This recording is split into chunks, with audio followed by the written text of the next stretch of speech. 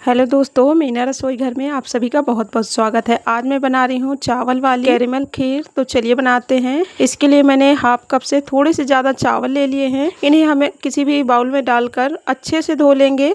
कई बार पानी से अच्छे से धो लेना है जब तक गंदा पानी इसका निकल ना जाए। और इस तरह का कुछ साफ पानी डालकर 5 से 6 मिनट के लिए रख देंगे ताकि चावल अच्छे से सोख हो जाएं। और यहाँ पर मैं एक कढ़ाई ले रही हूँ। तो कोई भी आप खुले बर्तन में बनाएंगे तो खीर बहुत ही बढ़िया बनती है।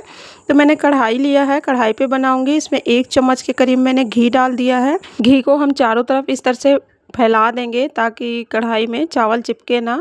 अब जो चावल धुल के रखे थे वो भी अच्छे से भीग गए हैं, उनका मैंने पानी हटा दिया है और इसमें डाल देंगे कढ़ाई पे। चलाते हुए कुछ देर के लिए इसे इस तरह से रोस्ट कर लेंगे, यानी कि सौटे करेंगे थोड़ी देर के लिए, बहुत ज़्यादा देर के लिए नहीं करना है। अब यहाँ पर चावल को मैंने थोड़ी देर रोस्ट कर लिया था। इसके बाद मैंने 1 लीटर दूध लिया है, फुल फैट दूध है ये। उबाल कर रख दिया था मैंने फ्रिज में, खीर बना रही हूँ तो मैंने उसी दूध का इस्तेमाल कर लिया है। चलाते हुए बढ़िया से उबाल लगाते हुए खीर को अच्छे से चावल के गलने तक पका लेंगे। और ये कैरेमल वाली खीर मेरी बेटी की बहुत ज़्यादा पसंद है, इसलिए मैं आज अपनी बेटी के पसंद से ही बना रही हूँ। इसे अब हम क्या करेंगे, कंटिन्यू चलाते हुए अच्छे से गाढ़ा होने तक पकाएंगे। तो आप देख सकते हैं कि मैं इसे कंटिन्यू चला रही हूँ, क्योंकि कढ़ाई के तले में बहुत जल्दी खीर चिपकने लग जाती है, जलने लग जाती है, फिर उससे टेस्ट खराब हो जाता है, बिल्कुल भी खाने में अच्छी नहीं लगती है। इस तरह से हाथों से चेक कर लेंगे। जैसे ही अच्छे से चावल मैश हो रहे हैं, मतलब कि खीर अच्छे से पक गई है, तो करछी से या फिर किसी घुटने की मदद से इसे आप मैश करिए। चावल को थोड़ा थोड़ा करके मैश कर दीजिए तो चावल अच्छे से गाढ़े हो जाएंगे। दूध और चावल अच्छे से घुल मिल जाएं, तभी तक हमें खीर को पकाना है। अब इसके लिए आप जब चावल पक जाएं तो चीनी का इस्तेमाल कर सकते हैं, अगर आप डायरेक्ट चीनी डाल रहे हैं तो, या फिर मिश्री वगैरह भी डाल सकते हैं। लेकिन मैं यहाँ पर चीनी का कैरमेल बनाकर डालूंगी। तो आप देख सकते हैं मैंने एक पैन लिया है, उसमें मैंने कुछ भी नहीं डाला है। हाफ कप से थोड़ी सी ज़्यादा मैंने चीनी डाल दिया है और चीनी को डालकर थोड़ी देर के लिए ऐसे ही छोड़ देंगे, चलाना बिल्कुल भी नहीं है। ये अपने आप ही देख पाएंगे आपकी अपने आप ही पिघलने लगेगी। जैसे ये पिघलने लगेगी तो हम इसे फिर चलाएंगे। चलाते हुए कंटिन्यू फिर चलाना है हमें, चलाते हुए अच्छे से चीनी को पिघला लेना है। तो आप देख सकते हैं बहुत ही अच्छे से कैरमेल बनकर तैयार हो गया। चीनी अच्छे से पिघल गई है। तो अभी इसे मैं साइड में रख देती हूँ। और जब चीनी अच्छे से पिघल जाए तो बहुत ज़्यादा देर के लिए हमें टाइम वेस्ट नहीं करना है, नहीं तो ये बहुत ही जल्दी कड़क हो जाती है, फिर आप इसे खीर में बिल्कुल भी मिक्स नहीं कर पाएंगे। तो ये काम हमें बहुत ही फास्ट करना है। जैसे ही इसमें थोड़ी सी हवा लग जाएगी ना, तो आप इसे बैलेंस बिल्कुल भी नहीं कर पाएंगे।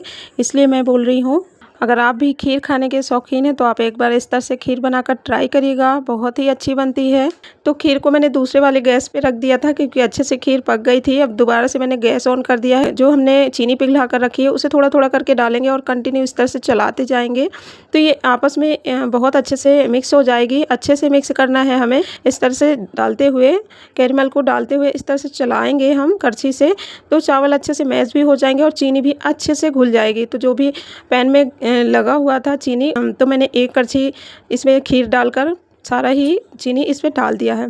अब अच्छे से चलाते हुए मिक्स कर लेंगे। गैस को मैंने बंद कर दिया है, क्योंकि अब और ज़्यादा पकाने की ज़रूरत नहीं है। इस तरह से मैश करते हुए खीर को थोड़ी देर चलाते रहेंगे। बहुत ही बढ़िया से ही खीर बनकर तैयार हो जाती है। बहुत अच्छे से चीनी मिक्स हो गई है। मैंने गैस को बंद कर दिया है।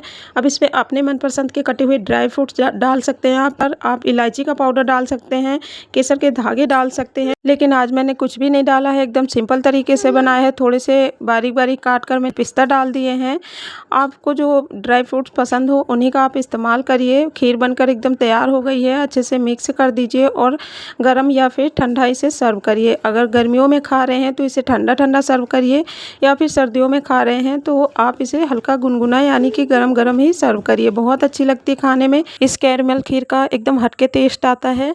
एक बार इस तरह से बनाकर ट्राई करिएगा, आपको खाकर मज़ा आ जाएगा। जो लोग मीठा पसंद करते हैं तो चीनी आप अपने अनुसार से कम या ज़्यादा डाल सकते हैं। अब ये काफ़ी ज़्यादा गर्म है और बेटी परेशान कर रही है कि उसे खाना है, तो मैं अभी जाके इसे फ्रिज में रखने वाली हूँ ताकि ये जल्दी से ठंडी हो जाए। इसके बाद मैं फिर बच्चों को खाने के लिए दूँगी। तो कैसी लगी रेसिपी मुझे ज़रूर से बताइएगा। और आज के लिए बस इतना ही, कल मिलूँगी, बाय बाय।